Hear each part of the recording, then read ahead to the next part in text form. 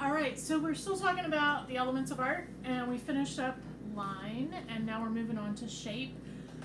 And we learned from the video that we watched, so shape is basically when a line connects, when the two endpoints connect.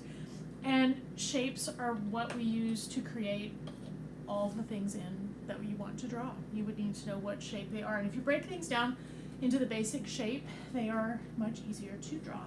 So one of the things that you have to think about when you're thinking about shape is organic shapes, and are also known as freeform shapes, versus geometric shapes. Geometric shapes are shapes that you already know, shapes that you know the names of: squares, triangles, trapezoids, things that can be measured. They're very mathematical, and sometimes artists who are very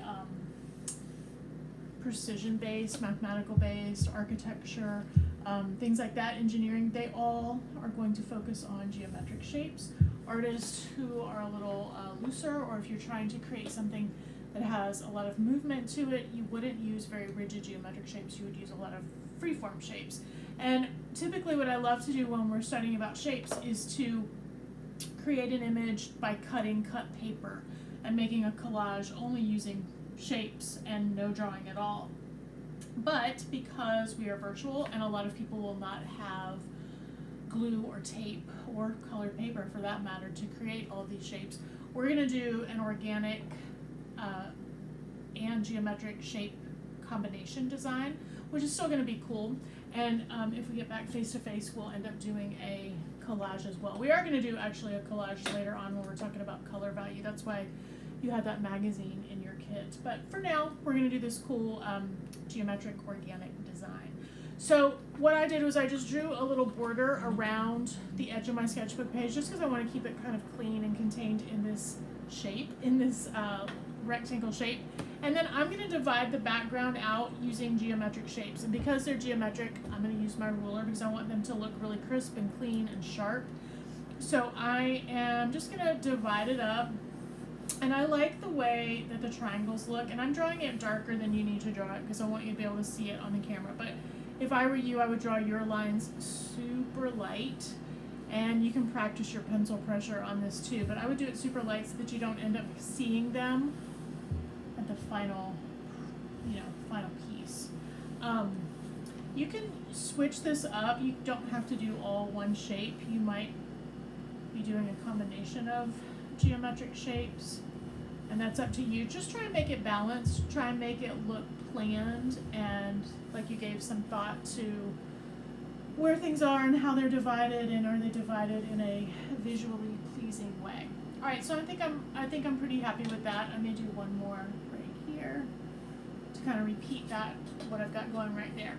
Then once you get your background done geometrically, you are going to overlap some organic shapes on top of that. Now, organic shapes are fun because you invent them. They're free-form shapes. They're the kinds of things that you would find in nature.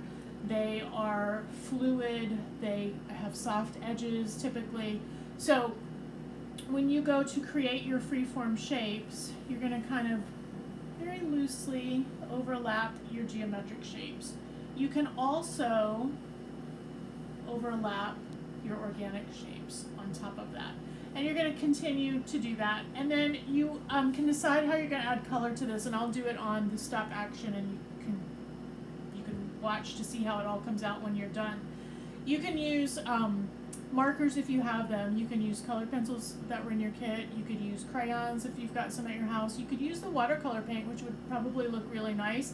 You may even want to watercolor it and then go back with your colored pencil to add just some darker and lighter values and some shading, just to kind of give it, just kind of a polished look there at the end.